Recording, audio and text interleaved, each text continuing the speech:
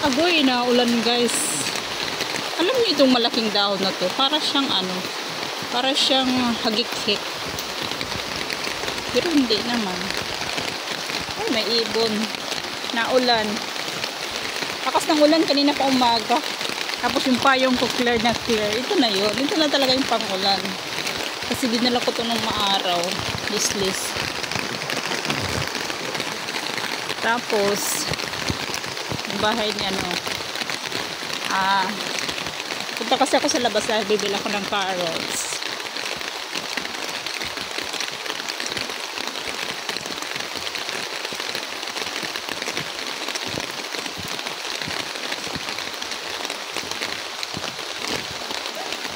Babasa yung aking bag.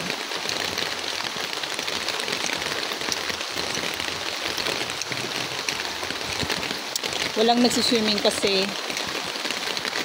maulan. Punong-puno ang tubig. Blue na blue. Nasasahod siya ng ulan. Kawawa naman ang ano ng ibon. Papaulan. Yung mga tao kapag maulan, ayan, tahimik lang dito. Wala man lang katao-tao sa labas. Lahat nasa loob ng bahay. Ngayon, niikot ako dito papunta sa garden. Kasi, bibila ko ng carrot saka tomato. So, ito na yung aming pundo. Nakikita nyo kakaiba ng building. Wala na yung 4th floor. Parang nababasa man ako sa ulan eh. So, ayan. Ang bahay pala dito napakarami, 1,500 lahat. Kaya pwede nga maglagay dito ng school para sa mga bata. Masakyan dyan. So ayan, maulan. Nakakatakot ito maglakad kasi madulas. Pero yung chinilas ko hindi naman madulas. Kaya safe naman yung aking paa. Tapos may pinipick up yan. Tapos yung mga tiles hindi siya maano, parang wrap siya.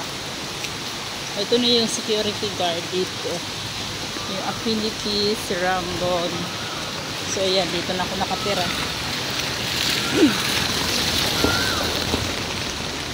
At ito naman wala siyang mga isda.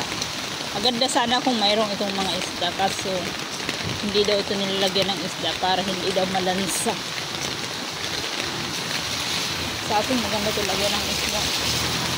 Maglangoy-langoy ba? May mga bahay yan dyan. 1st floor.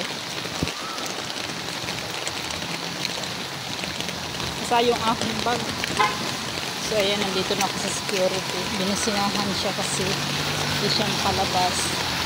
Ayan, may fountain. So dito tayo dadaan. Mga itim yung ano dito, yung mga security.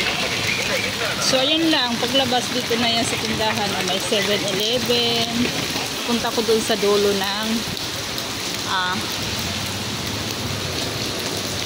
sarado ko yung payong kasi doon sa dulo ba yung tindahan ng ano, gulay. So ayan, papasok ako dyan, tindahan ng gulay. So malapit lang, dito lang yung sa kundo. Ito sa kundo, tindahan. Paglabas lang yung Digimart. So yan guys, nandito na may tao.